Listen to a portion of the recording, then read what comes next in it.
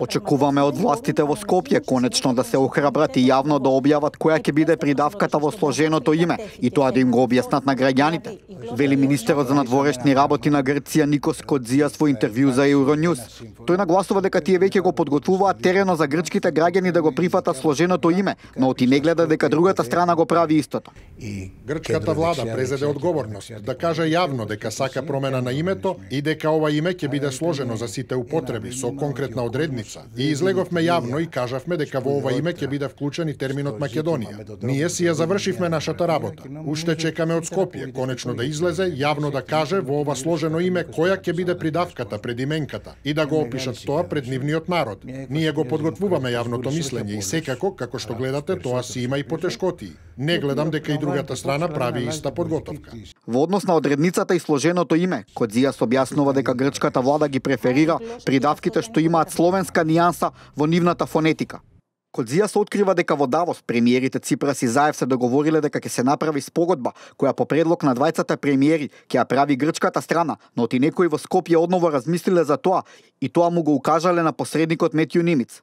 На прашањето дали се преговара и за јазикот и за националноста, шефот на дипломатијата во интервјуто е јасен и вели дека се преговара за се. Шефот на грчката дипломатија нагласува дека промената на уставното име е важна можност.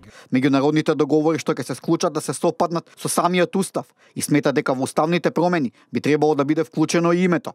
Во однос на тоа дали промените би поминале во Македонското собрание, Кодзијас вели дека Заев има доволно мнозинство за да ратификува меѓународен договор, а за уставните промени ќе се направат кога ќе дојде време. Со реакција за интервјуто на Кодзијас денеска се јави и владата. Оттаму велат дека јавноста е целосно информирана, дека решение е можно и дека за таа цел во тек е преговарачкиот процес.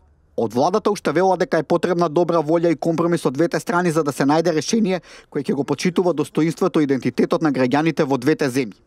И ВМРО ДПМН денеска го повика Заев јавно да каже што договорил со грчкиот премиер Ципрас и зошто грчките власти инсистираат да не се излегува од рамката на тој договор.